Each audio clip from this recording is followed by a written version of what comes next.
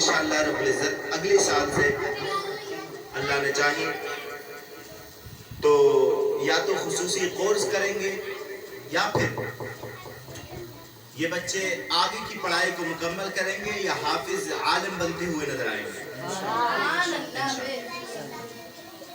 اور یہ میری نصیحت ہے ان فارغ ہونے والے بچوں سے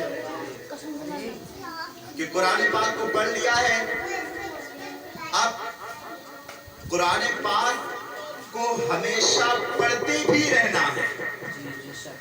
یہ نہیں کہ اب قرآن پاک ختم کر لیا، اب ہم نے پڑھائی مکمل کر لی تو اب قرآن پاک طاق پہ پہنچ جائے. قرآن پاک اب آپ کبھی کھول کے نہ دیکھیں، ایسے نہیں ہونا چاہیے، بلکہ آپ نے جب تک زندگی رہے گی تب تک قرآن پاک کی تلاوت کرتے رہنا ہے، تب تک اس کے احکام پر عمل کرتے رہنا ہے. کیونکہ ہمارے اوپر بھی جب بندہ قرآن پاک پڑھ لیتا ہے، ناظرہ کر لے، خواہ حفظ کر لے یا اس کی تفاسیر پڑھ لے یا تراجم پڑھ لے، اس کے بعد اس پر یہ حق نافذ ہو جاتا ہے کہ پڑھنے کے بعد وہ اس کی ہمیشہ تلاوت بھی کرتا ہے. تو یہ میری نصیحت ہے ان بچوں سے کہ اب قرآن پاک کی تکمیل ہو گئی ہے تو اگلی سال جب مدرسہ کھلے تو سب سے پہلے انہوں نے خصوصی کورس کے لیے داخلہ کرانا ہے. سب سے پہلے انہوں نے کیا کرنا ہے؟ خصوصی کورس کے لیے جو 3 مہینے کا ہم نے رکھا ہے اس کورس کے لیے داخلہ کرانا ہے. کیونکہ یہ خود بھی جان رہے ہیں کہ ابھی نہ ان کی انوار شریعت جو اردو کی کتاب ہے وہ مکمل ہوئی ہے اور نہ بھی ان کی قرات مکمل ہوئی ہے. اور ابھی جب قرات مکمل نہیں ہوئی ہے تو قرآن پاک میں قواعد تجوید بھی جاری نہیں ہوئے ہیں. اور آپ نے پڑھا ہے کہ قرآن پاک کو تجوید اور ترتیل کے ساتھ پڑھنا لازم اور ضروری ہے. یہ آپ نے پڑھا ہے نہیں پڑھا ہے؟ تجوید اور ترتیل کے ساتھ اس کو پڑھنا لازم اور ضروری ہے. اور وجہ کیا کہ ترتیل اور تجوید کے ساتھ اس کو پڑھنا لازم اور ضروری ہے؟ تو اس کی وجہ یہ ہے کہ اللہ رب العزت نے اسے ترتیل اور تجوید ہی کے ساتھ نازل بھی فرمایا. تو اب چونکہ قرآن پاک کا حفظ ہو گیا، ناظرہ ہو گیا، لیکن اب انہوں نے جس طرح قرآن مجید نازل ہوا ہے اس طرح قرآن پاک کو پڑھنا بھی سیکھنا. تو اس کے لیے آپ نے اس خصوصی کورس میں داخلہ کرانا ہوگا، یا پھر جو بچے آگے پڑھنا چاہتے ہیں وہ آگے کی پڑھائی میں داخلہ کرائیں. اب یہ نہیں کہ ہمارے ناظرین کی دستار ہو گئی ہے تو اب ہم نے بھاگ جانا ہے. کوئی بھی فارغ ہونے والا بچہ یا تو خصوصی کورس کرے یا پھر آگے بڑھے، خصوصی کورس کیے بغیر وہ مدرسہ چھوڑ کر کے نہیں جائے. یہ میری نصیحت ہے آج کی. کیونکہ قرآن مقدس ایک ایسی عظیم الشان کتاب ہے کہ جس کے ہم پر حق نافذ ہوتے ہیں. اس کے حقوق کے تعلق سے بہت ساری کتب کے اندر اس کے فضائل کے تعلق سے، اس کے حقوق کے تعلق سے لکھا ہوا ہے.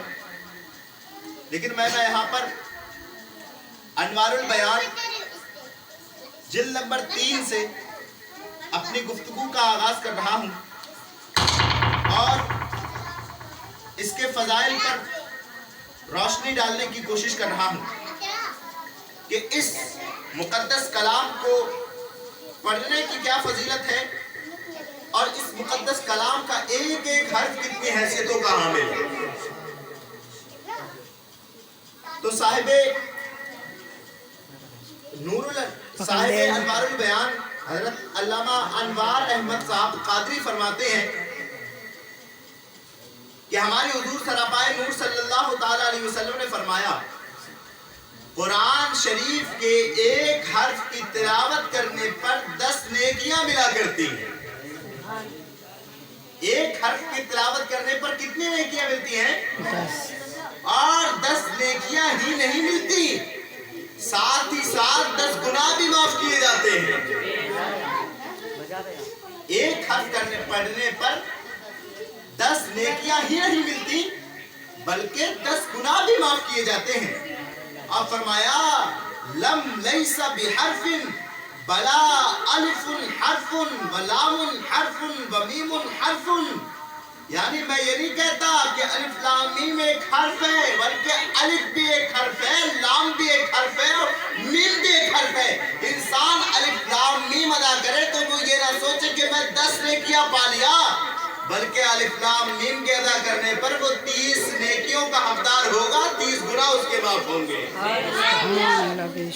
یہ کتنی بڑی فضیلت ہے۔ اور حضرت عبداللہ بن عباس رضی اللہ عنہ سے روایت کرتے ہیں کہ پیارے نبی اکرم صلی اللہ تعالی علیہ وسلم نے ارشاد فرمایا کہ جس کے سینے کے اندر قرآن نہیں، جو قرآن کا پڑھنے والا نہیں، یا پھر جس کو تھوڑا موڑا قرآن آتا نہیں، میرے نبی اکرم صلی اللہ تعالی علیہ وسلم نے ارشاد فرمایا وہ اس طرح ہوتا ہے جیسا کہ ویران بنجر پڑا ہوا گھر ہوا کرتا ہے۔ سبحان اللہ۔ بے شک۔ اب ویران پڑا ہوا گھر کیسا ہوتا ہے؟ اس میں جالا ہوتا ہے، اس کے اندر مکڑیوں کے جالے بنے ہوئے ہوتے ہیں، مکڑیوں کے گھر ہوتے ہیں، اس کے اندر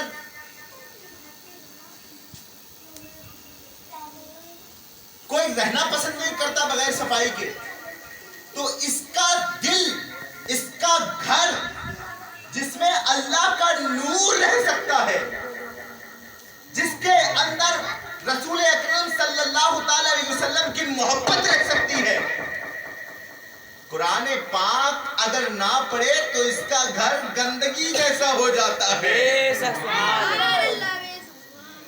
صاحب کتاب فرما رہے ہیں اس کا گھر ویران ہو جاتا ہے، اس کے دل کے اندر گندگی پیدا ہو جاتی ہے، اور جب دل میں گندگی ہوگی تو یار رسول کی محبت نہیں آ سکتی، دنیا کی محبت آئے گی۔ تو آپ چاہتے ہو کہ حضور نبی اکرم صلی اللہ علیہ وسلم کی محبت آئے، اللہ رب العزت کا خوف پیدا ہو، تو پھر تم نے کیا کرنا ہے؟ قرآن پاک کی تلاوت شروع کرنا ہے۔ اس کے فضیلت کے تعلق سے یوں تو اس کے اندر پورا باب بنا ہوا ہے، لیکن میں اس کی فضیلت کے تعلق سے ایک اور حدیث پیش کرنے لگا ہوں، کیونکہ دور حاضر کے اندر یہ سب سے بڑی مصیبت ہے کہ کسی کے گھر پر جادو کرا ہوا ہے، کسی کے گھر پر ٹونا کرا ہوا ہے، کسی کے گھر پر جنات سے پریشان ہے، کوئی شیطان کے آسمانی بلاؤں سے پریشان ہے، کسی کے گھر پر دیو آ گیا ہے، کسی کو پر خبیث ناچ رہا ہے۔ اب ان کی زندگی پریشانی میں گزر رہی ہے، اور ان ڈھوگے ملاؤں اور پیروں کے پاس جا جا کر کے یہ لوگ اپنے پیسوں کو ختم کر رہے ہیں۔ آج اس ختم قرآن کے موقع پر میں حوالے کی روشنی میں بتاؤں گا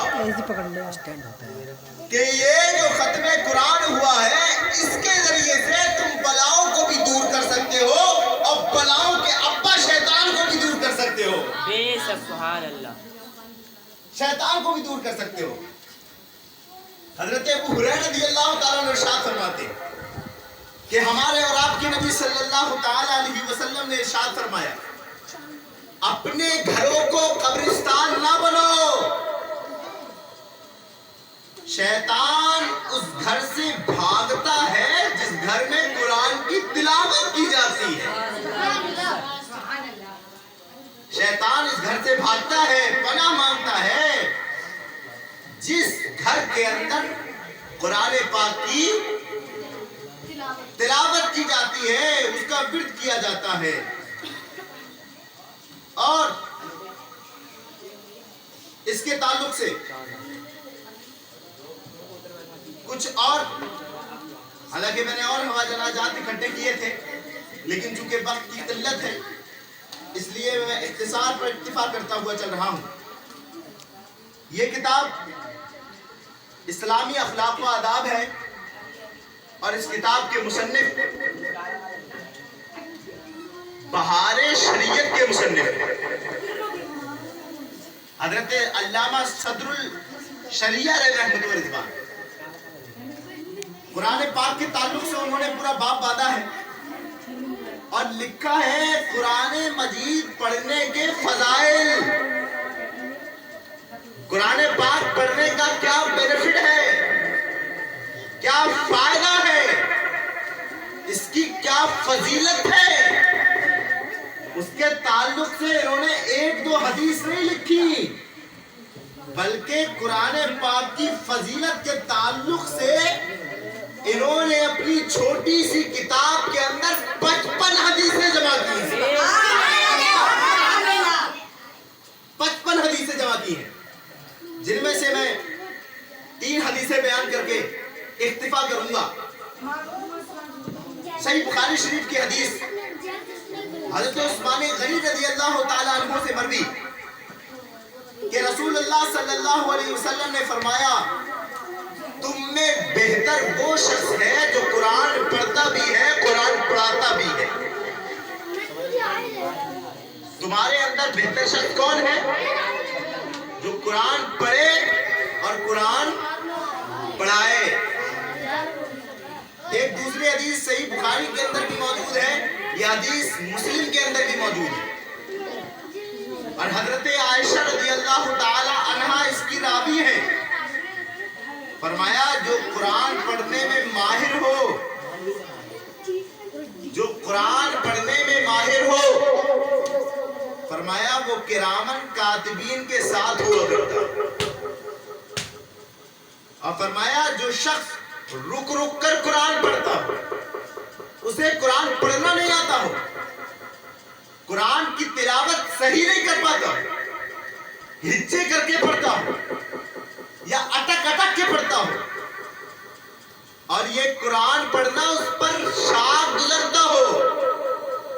میرے نبی اکرم صلی اللہ علیہ وسلم نے ارشاد فرمایا کہ قرآن پڑھنے کا پھر اسے 1 گنا ثواب نہیں ملتا, اٹک اٹک کر رک رک پر شاق ہونے کے پڑھنے پر اللہ اس کو 2 گنا ثواب عطا فرماتا ہے. اللہ اس کو 2 گنا ثواب عطا فرماتا ہے. ایک اور حدیث کے اندر ہے, یہ شرح سنہ کے اندر یہ حدیث موجود ہے اور حضرت عبد الرحمن بن عوف رضی اللہ تعالیٰ عنہ اس کے راوی ہیں. نبی اکرم صلی اللہ علیہ وسلم فرمایا 3 چیزیں قیامت کے دن, یار کون سی قیامت؟ وہ کہ جس دن تمہارے والدین جو ہر وقت تمہیں سینے سے لگا کے رکھتے ہیں, وہ والدین بھی تمہارا ہاتھ جھڑک کر جنت کی طرف جائیں گے, تمہیں لے کر نہیں جائیں گے. کون سی قیامت؟ وہ قیامت کہ جس دن انسان کے پسینے کا یہ عالم ہوگا کہ وہ پسینے میں غوطہ کھاتا ہوگا. کون سی قیامت؟ ابھی یہ گرمی آنے والی ہے نا, مئی جون کی جو گرمی ہوا کرتی ہے, آپ دیکھیں جون جولائی کی گرمیوں میں اتنا برا حال ہوتا ہے کہ ہم اپنے گھر کے اندر پنکھے کے نیچے بھی لیٹنے میں تکلیف محسوس کرتے ہیں. پنکھے کے نیچے بیٹھے, اے سی کے نیچے بیٹھے, لیکن پھر بھی تکلیف ہے کیونکہ دھوپ زیادہ ہے, شدت زیادہ ہے. لیکن وہ قیامت کا دن ایسا ہوگا کہ جس دن سورج بھی سوا نیزے پر ہوگا. آج سورج کروڑا دوری پر ہے, تب اس کی تپش کا یہ عالم ہے کہ پنکھے کے اندر فرج کے ٹھنڈے پانی پیتے ہوئے بھی تمہیں سکون نہیں ہے. جب یہ سورج سوا نیزے پر ہوگا تب پسینے اور شدت اور تکلیف کا کیا عالم ہوگا. لیکن آؤ قرآن پڑھنے والے میرے بچوں, قرآن کو فارغ کرنے والے, اس کی تکمیل کرنے والے طالب علموں, سنو اس کی فضیلت. نبی اکرم صلی اللہ علیہ وسلم ارشاد فرماتے ہیں قیامت کے دن انشاءاللہ ایمان نہ تازہ ہو جائے تو کہیں. سنو، حضور نے فرمایا قیامت کے دن 3 شخص ایسے ہوں گے جو اللہ کے عرش کے نیچے ہوں گے.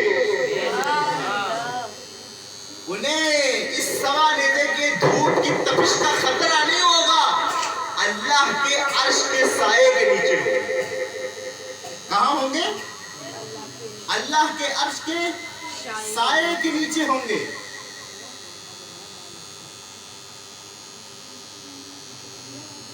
اور یہ سائے کے نیچے ہوں گے کس وجہ سے؟ فرمایا گیا یہ قرآن کی وجہ سے اللہ کے عرش کے نیچے ہوں گے. قرآن کی تلاوت کی وجہ سے، قرآن کی تلاوت کرنے کے سبب یہ اللہ رب العزت کے عرش کے نیچے ہوں گے. اب آخری بات کرتے ہوئے میں بیان کا اختتام کروں گا کہ قرآن پاک پڑھنے کے آداب کیا ہیں، اسے پڑھا جائے تو کس طریقے سے پڑھا جائے، اس کی تلاوت کا ڈھنگ کیا ہے. تو اسے میں بہشتی زیور سے بیان کروں گا کہ اس کے پڑھنے کے آداب کیا ہیں. دیکھیں، اس کے پڑھنے کے آداب کچھ ملاحظہ کریں. فرمایا گیا کہ قرآن مجید دیکھ کر پڑھنا زبانی پڑھنے سے بہتر ہے. اب ایسا کیوں؟ آگے خود وضاحت فرمائی، کیونکہ قرآن ایک ایسی واحد کتاب ہے جس کا پڑھنا، چھونا، دیکھنا، سننا سب عبادت ہے، سب ثواب ہے، سب عبادت ہے. اور دوسرا بتایا کہ قرآن کی تلاوت کرتے وقت، قرآن کی تلاوت شروع کرنے سے پہلے اعوذ باللہ من الشیطان الرجیم کا پڑھنا واجب ہے. قرآن شریف کی تلاوت شروع کریں تو کیا کرنا ہے؟ اعوذ باللہ من الشیطان الرجیم کا پڑھنا واجب ہے. اور سورت سے پہلے جہاں کہیں بھی بسم اللہ لکھی ہو تو وہاں پر بسم اللہ پڑھنا سنت اور مستحب ہے. اور آپ نے قرآن کے اندر پڑھا ہے کہ ہر سورت کے شروع میں بسم اللہ پڑھنا ضروری. پڑھا ہے نہیں پڑھا ہے آپ لوگوں نے؟ کیونکہ وہاں پر بسم اللہ کا محل ہے. اور قرآن کے شروع میں اعوذ باللہ پڑھنا ضروری ہے کیونکہ قرآن کے شروع میں اعوذ باللہ یہ محل ہے. ایک اور مسئلہ بیان کر کے میں اپنی تقریر کا اختتام کروں گا، وہ یہ کہ تلاوت کے دوران اگر کوئی دنیاوی کام یاد آ جائے، یہ تلاوت کرنے بیٹھا اور اسے یاد آ گیا کہ مجھے سبزی منڈی جانا ہے، اسے یاد آ گیا کہ مجھے فلاں دوست سے ملاقات کرنے جانا ہے، اسے یاد آ گیا کہ مجھے بازار میں سبزی لینے جانا ہے، تب اس نے کیا کرنا؟ تب کیا کرنا؟ اور یہ بہت اہم ٹاپک ہے کہ جب تلاوت کے درمیان کوئی دنیاوی کام یاد آئے تو کیا کرے؟ تو فرمایا گیا تو اعوذ باللہ بسم اللہ پھر پڑھ لے اور دینی کام